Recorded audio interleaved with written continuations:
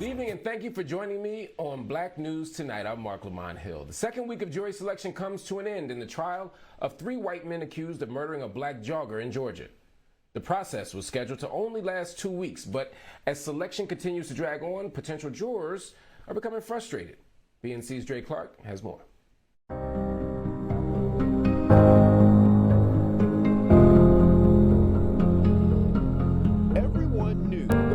Trial for Greg and Travis McMichael and William Bryan would be challenging.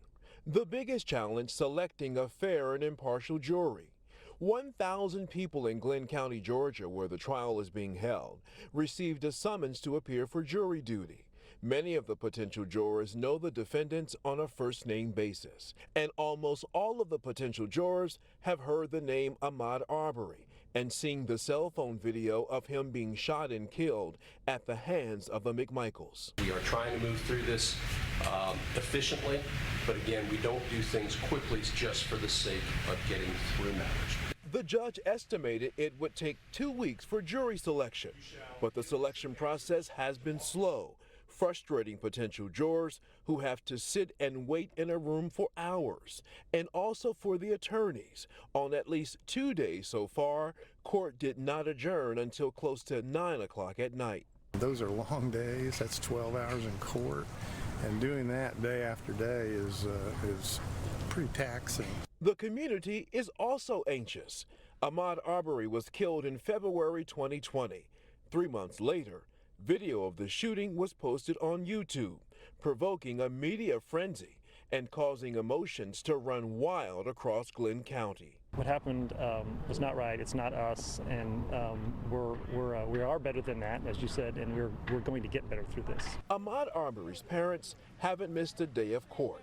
Their pain has no name, and it will never go away.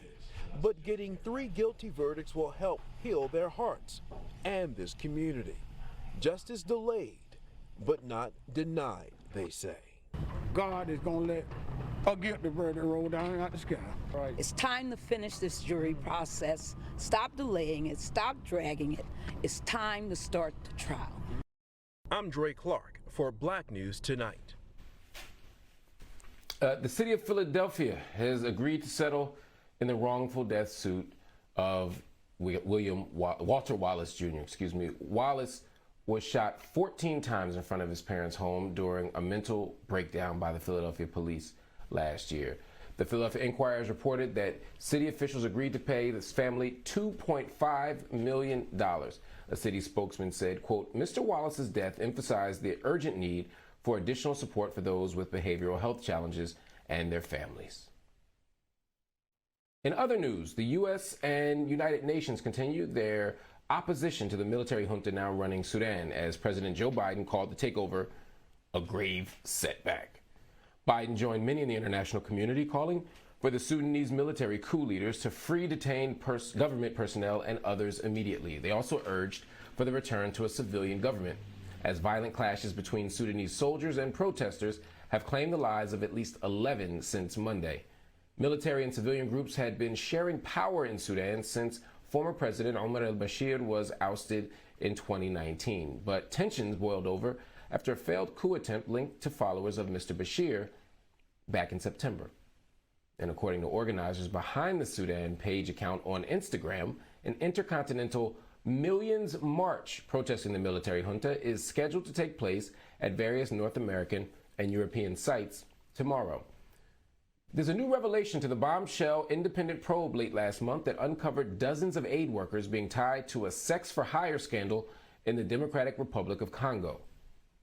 A senior World Health Organization official told Reuters that more women have come forward to report sexual exploitation and abuse by aid workers during the country's Ebola outbreak in the DRC. But the senior WHO official says the number of new complaints is unknown due to confidentiality issues. The original report detailed 83 allegations of sexual abuse and exploitation of women and girls by aid employees and other suspected predators.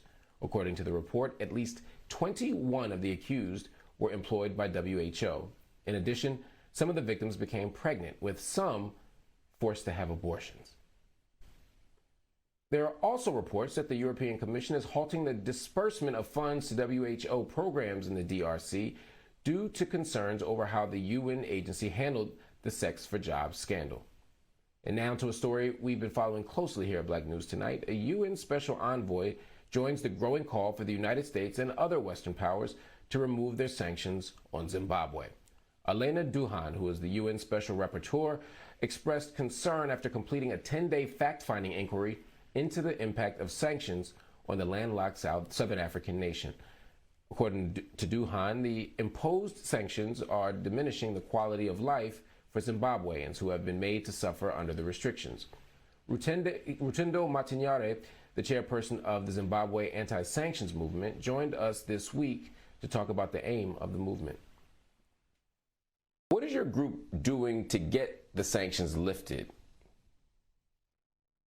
Thank you very much for that question, because we got into the fight to say, let's now depoliticize the fight against sanctions and let's make it a fight about international law, human rights, because our human rights were violated for 18 years while our parents were watching, not realizing that this was a crime against humanity that was taking place in Zimbabwe.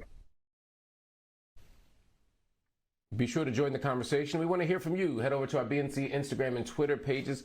Let us know how you feel. Also, visit our website, bnc.tv, and subscribe to our YouTube channel to check out clips from the show.